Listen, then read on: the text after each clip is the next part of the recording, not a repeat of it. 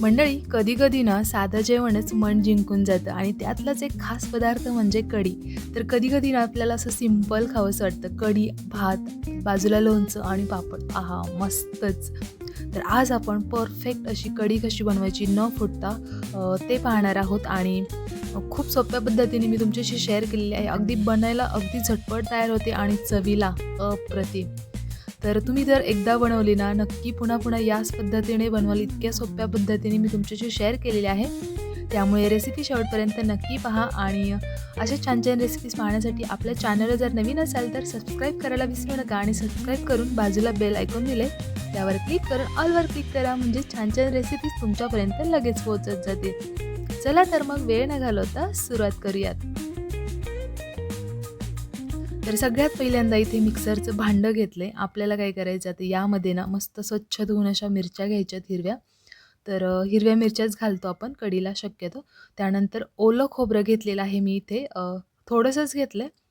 तर सुक्कं नाही घालायचं, ओलं घालायचं. ओल्याने खूप छान लागते किंवा नाही घातलं खोबरं तरीसुद्धा चालतं. इथे लसणाच्या पाकळ्या घेतले 7-8. थोडंसं आलं घेतलंय. आल्याचे तुकडे 3-4 छोटे-छोटे आणि हे पहिल्यांदा मिक्सरमध्ये बारीक करून घेतलं मी.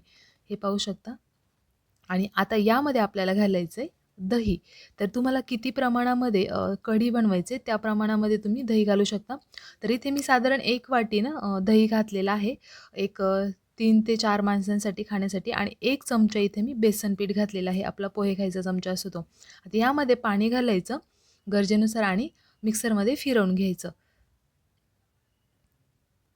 तर छान असं मिक्सरमध्ये फिरवून घेतलेलं आहे पाऊच. मिक्सरमध्ये का फिरवून घ्यायचं? काय होतं बेसन पीठ आणि दही ना एकत्र मिक्स छान होतात आणि आपण जेव्हा फोडणी टाकून ते घालतो त्यामध्ये फुटत नाही अजिबात. तर इथे पातेलं ठेवलं होतं गॅसवरती त्यामध्ये तेल घातलं, कडकडीत तेल तापलं की त्यामध्ये मोहरी आणि जिरीची फोडणी घालायची. त्यासोबतच हिंगसुद्धा घालून घ्यायचं. त्यानंतर आपल्या यामध्ये ना छोटासा बारीक चिरलेला कांदा घालायचा किंवा अर्धा घातला तरीसुद्धा चालेल. अगदी किंचित घालायचा. काहींना आवडतो, काहींना नाही आवडत आणि यामध्ये तुम्ही टोमॅटोसुद्धा घालू शकता. प्रत्येकाची आवड वेगवेगळी असते, तर आम्ही गावाकडे या पद्धतीनेच बनवतो. तर छान असा तेलामध्ये ना कांदा परतून घ्यायचा. छान असा लालसर झाला, की यामध्ये आपल्याला ना कढीपत्ता घालायचा. त्यानंतर लसूणसुद्धा घालायचा आहे ठेचून थोडासा. आपण वाटणामध्ये पण घातलंय, पुन्हा इथे पण घालायचा. इथे घातल्यानं काय होतं फोडणीमध्ये छान टेस्ट येते म्हणजे फोडणी छान बसते. आता इथे लसूणसुद्धा घालून घेऊयात आपण. तेलामध्ये छान असं परतून घ्यायचं लालसर कलर येईपर्यंत, म्हणजे तडका छान बसतो आपल्या कढीला.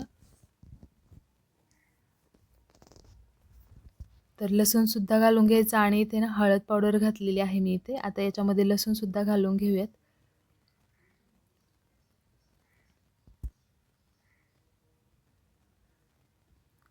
लसूण घालून घेतला की काय करायचं आपल्याला मस्त असं मिक्स करून घ्यायचं आणि तयार केलेलं मिश्रण जे आहे दही आणि बेसन पीठ आणि मिरची वगैरे, तर ते यामध्ये घालून घ्यायचं.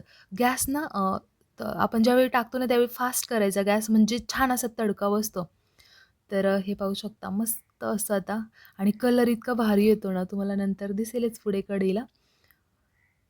तर गरजेनुसार पाणी घालायचं. बेसन पिठाने काय होतं आपली कढी जी आहे ती दाटसर होण्यास मदत होते. असं पाणी-पाणी एका साईडला होत नाही. तर तुम्ही सुद्धा नक्की घालत असाल कढीमध्ये बेसन पीठ. जर नसेल घालत तर नक्की घाला. खूप छान अशी दाटसरपणा येतो कढीला आणि मस्त होते अगदी.